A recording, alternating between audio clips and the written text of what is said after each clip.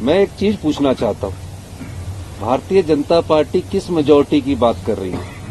25 उनके विधायक हैं। हिमाचल की जनता को ये विधायक नहीं फेस कर पाएंगे, ये मैं आज आपको कहना चाहता हूँ। हमारी सरकार हिमाचल प्रदेश में और 5 साल हम हिमाचल प्रदेश में हमारी सरकार चलेगी। आप लोगों की सरकार है, जनता की सरकार है। राज्यसभा इलेक्शंस के बाद जो कि टाई हुआ, जिसमें पर्ची जो खुली वो भारतीय जनता पार्टी के उम्मीदवार की खुली, उसके बाद अटकलें लगने लगी कि सरकार गिर रही है, सरकार जा रही है। और भारतीय जनता पार्टी ने जिस प्रकार के तंत्र का प्रयोग किया वो सबके सामने है। हिमाचल की संस्कृति में इस प्रकार पहले कभी नहीं देखा गया।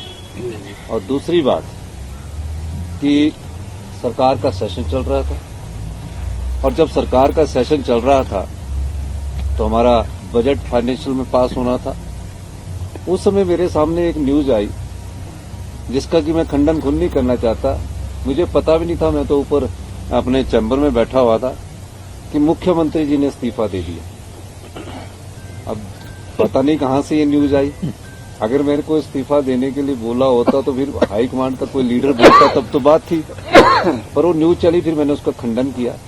वो एक षड्यंत्र के तहत न्यूज चल रही थी ताकि जब हमारा फाइनेंशियल वोटिंग हो उस समय हमारे संख्या कम हो जाए। मैं एक चीज पूछना चाहता हूँ, भारतीय जनता पार्टी किस मेजॉरिटी की बात कर रही है?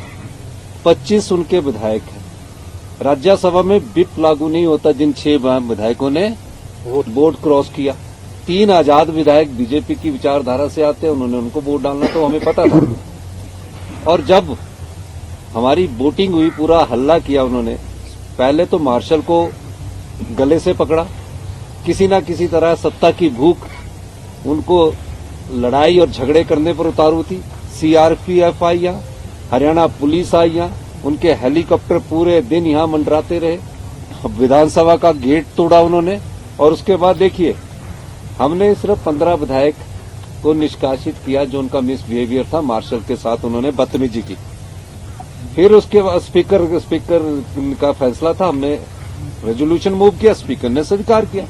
उसके बाद जो 9 विधायक थे, जिसमें 6 कांग्रेस के बागी विधायक थे और 3 थे, उनको तो किसी ने निष्कासित नहीं किया गया।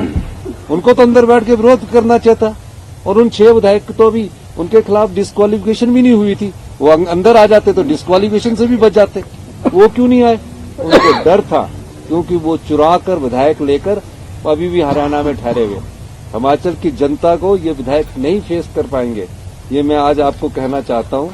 हमने ईमानदारी से सरकार चलाई है, हमने लोगों की समस्याओं का जब से निपटारा करना शुरू किया है, ये लोग किसी न किसी राजनीतिक षड्यंत्र से कांग्रेस की सरकार को गिराने का दायित्व कर रहे हैं।